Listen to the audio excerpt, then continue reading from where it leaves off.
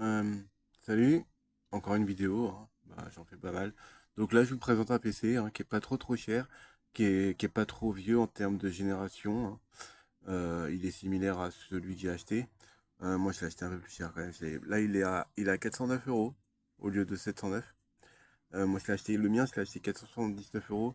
La seule différence, en fait, là, on peut voir, j'ai le même processeur, en fait, j'ai un 11035 aussi en G3. C'est un quad-core avec 8 threads. 16 Go de RAM, sauf que moi j'ai pas de 156 Go de stockage en SSD, mais 512. Mais par contre là il a un disque dur en 500 Go en plus, c'est un 15 pouces Full HD, et il a une carte Intel Iris qui est un peu mieux que les UHD des cartes intégrées. Donc en théorie normalement vous pouvez jouer à des petits jeux, mais moi personnellement je sais pas pourquoi j'arrive pas avec le mien.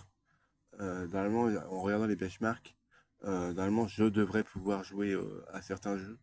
Parce que j'ai regardé justement une vidéo d'un mec qui a exactement le même modèle de PC que moi. Et il arrive à jouer à des jeux comme Tomb Raider, etc. en 30 images par seconde. Alors que moi, je lance un jeu comme World War Z que parce que j'aime bien jouer à ce jeu. Ça fonctionne pas même en 720p. Alors que quand je lance comment on appelle ça, Command Conquer 3, la frayeur de Ken, etc., l'extension, quoi. Pour moi, c'est le meilleur jeu de stratégie et le STR préféré. C'est un de mes préférés. Je joue tous les graphistes à fond et ça fonctionne plutôt bien.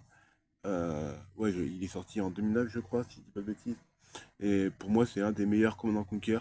C'est comme le Command Conquer Alerte Rouge 3, avec l'extension avec les Japonais. C'est mes deux jeux de stratégie préférés. D'ailleurs, les Japonais dans Alerte Rouge, ils ont un mode de construction qui est plutôt intéressant. Enfin, je vous laisse découvrir, hein. Alerte Rouge 3 et Command Conquer 3, c'est deux jeux différents. Enfin, c'est le même gameplay, mais c'est pas vraiment les mêmes choses, pas les mêmes graphismes, etc. En tout cas, moi personnellement, c'est mes deux jeux préférés en termes de stratégie et bien sûr World of Warcraft. Et donc là, ouais, c'est pour vous montrer vite fait un PC. Ouais, si vous cherchez un PC pas trop cher, il a 400 euros. Il est pas marqué grade B, c'est-à-dire grade B ou grade C. C'est-à-dire que des fois, quand c'est grade B, c'est-à-dire qu'il est un peu abîmé, etc. Et quand il n'y a pas de grade là, en fait, c'est qu'il est en état quasiment neuf. Et donc là, vous avez un PC avec un quad-core, avec 8 threads, pour faire de la bureautique et quelques jeux en Full HD. C'est suffisant.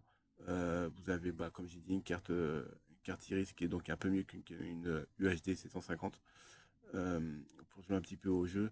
Et en plus de ça, vous avez un connecteur Ethernet. Moi, j'en ai pas sur le mien. Vous avez le Wi-Fi et vous avez le Bluetooth. Et ce qui est cool, c'est vraiment le 3G. C'est-à-dire que vous pouvez vous connecter au réseau téléphonique partout où vous allez. Je ne sais pas si ça fonctionne avec une fente où on met sa carte SIM dans le PC pour accéder à Internet, ou si c'est directement une cellule 3G qui est dedans pour, avec un forfait, utiliser la connexion 3G. Mais ouais, ça c'est vraiment cool la 3G, parce que ça vous permet de, n'importe où vous allez, vous avez Internet avec le PC. Et donc ouais, vous avez 256 en SSD, donc vous pouvez mettre votre système et après mettre toutes les données,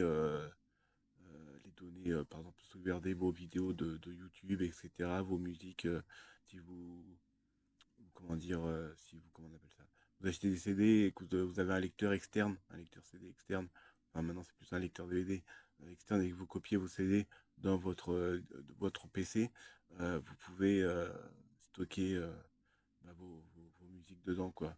Ou même vos Blu-ray, hein, si vous faites des copies de vos Blu-ray. Euh, D'ailleurs, je recommande d'ailleurs hein, à tout le monde d'acheter un lecteur Blu-ray, lecteur graveur Blu-ray externe. Ça vaut pas très très cher, c'est une centaine d'euros. Et ça vous permet, mettons, si vous avez un PC portable, parce que maintenant la plupart des PC portables n'ont plus de lecteur DVD, ni Blu-ray même. Donc ça vous permet par exemple, prendre un PC comme celui-ci, hein, en l'occurrence, à 400 euros. euh, et de brancher un graveur Blu-ray dessus. Quand je dis graveur Blu-ray, il peut lire les Blu-ray. Et donc après, vous pouvez acheter vos Blu-ray et brancher sur le PC portable, brancher à votre télé. Et vous avez à la fois un PC, vous pouvez jouer, mettons, prenez un clavier, clavier souris. euh, mettez sur une petite table, hop, vous mettez votre PC au niveau de votre meuble avec une souris clavier en Bluetooth. Et donc, bah, après, vous pouvez naviguer sur votre télé et jouer à des petits jeux, etc. Et avec le lecteur, le graveur et lecteur Blu-ray, pourquoi pas lire vos Blu-ray ou même graver vos, vos données, hein, vos photos de famille, vos vidéos de vacances, etc. sur un Blu-ray de 5 couches, 200 gigas. Les Blu-ray, ça va de... Il y a les 25 gigas, les plus petits. Après, c'est 50 gigas, 100 gigas et 200 gigas. À ma connaissance, il n'y a pas de... Je crois pas qu'il y a plus que 200 gigas. Après, c'est possible qu'il y a plus, hein, mais la plupart des gens préfèrent utiliser comment on appelle ça, les clés USB. Euh, Ce qui peut se comprendre, hein, parce que bah c'est plus facile, hein, il suffit de le brancher, hop, on met les données, on efface, on remet, etc. C'est plus rapide que graver un Blu-ray. Mais il y a des Blu-ray RW, c'est-à-dire que réinscriptibles, donc vous pouvez le graver 1000 fois. En fait, vous pouvez effacer et réenregistrer dessus 1000 fois. Et 200 gigas, disons que vous pouvez, mettons vos Blu-ray, vous les copiez sur votre PC et vous les mettez un format qui va bah, déjà, vous mettez que votre langue, la langue française, hein, et vous gardez la même résolution, vous mettez en H265, hein, la norme, comme ça vous permet d'avoir un Blu-ray au lieu de faire 4 Go 7, il va être un peu plus léger parce que déjà, il n'y a pas les bonus. Vous n'êtes pas obligé, hein. Après, vous pouvez les mettre, mais vous pouvez mettre juste le film, la langue française et, et la qualité Blu-ray. Et bah, la vidéo fera peut-être dans les 2 gigas dans ces eaux-là. Donc bah, ça fait quand même gagner quelques gigas, quoi. Et donc bah, sur un Blu-ray de 100 gigas, vous pouvez mettre, j'imagine, ouais, entre 80 et 100 DVD sur un seul CD. Enfin, sur un seul Blu-ray. Donc c'est plutôt intéressant. Et donc là, ouais, comme vous pouvez le constater, ouais, c'est un PC 409 euros au lieu de, au lieu de 700 euros. Donc, personnellement, moi, je le trouve intéressant. C'est un 15 pouces. C'est donc 15,6. Donc, c'est pas trop petit. Parce que les 14 pouces, bon, après, les 14 pouces, c'est bien, hein. Il y a aussi les 13,3 pouces. Mais 15 pouces, c'est bien, hein. Le mien, il est pas trop lourd ni trop léger. Et en plus, bah, avoir un écran 15 pouces, ça permet d'avoir une meilleure visibilité quand on lit des textes sur le PC. Et donc, voilà. Donc, c'est juste pour vous montrer ça. Un PC plutôt intéressant en termes de prix. Même si c'est la 11e génération, je pense que si vous regardez en neuf, vous trouverez pas forcément mieux, je pense. Bon, après là, la RAM, c'est de la 16 Go, mais en DDR4, hein, c'est pas de la DDR5, mais c'est amplement suffisant pour faire toutes les tâches de tous les jours, hein.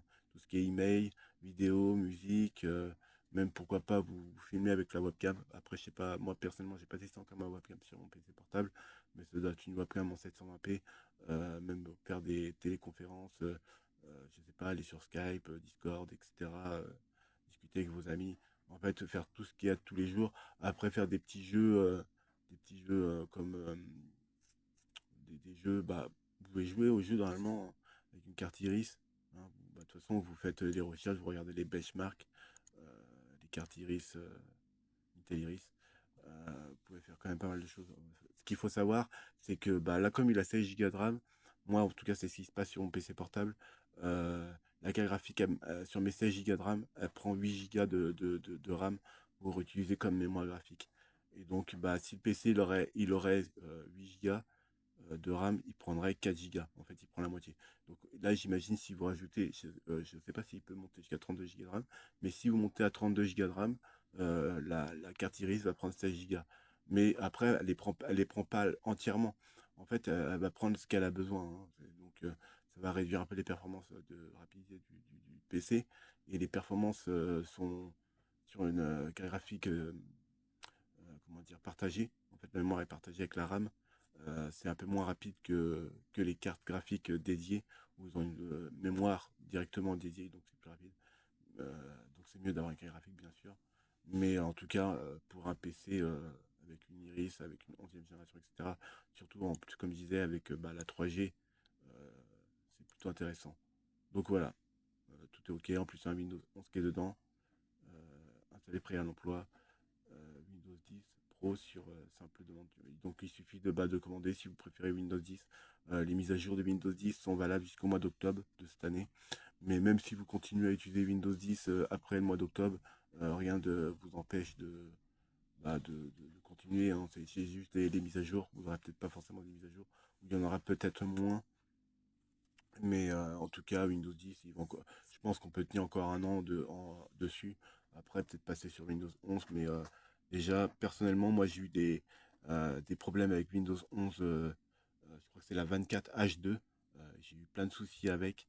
Donc, personnellement, moi, je vous conseille pas de faire cette mise à jour-là. Restez sur. Si, moi, pour le moment, je suis sur la 22H2 en termes de sur Windows 10. Donc, si vous faites la mise à jour sur du 23H2, je pense que ça passe. Mais je pense pas que la 24H2, moi, j'ai eu des soucis avec. Et puis, j'ai lu des articles qui disaient comme quoi certains joueurs avaient justement des pertes de performance avec Windows 11, avec cette mise à jour-là. Il y a même des jeux qui crashaient ou qui se lançaient même plus à cause de cette mise à jour.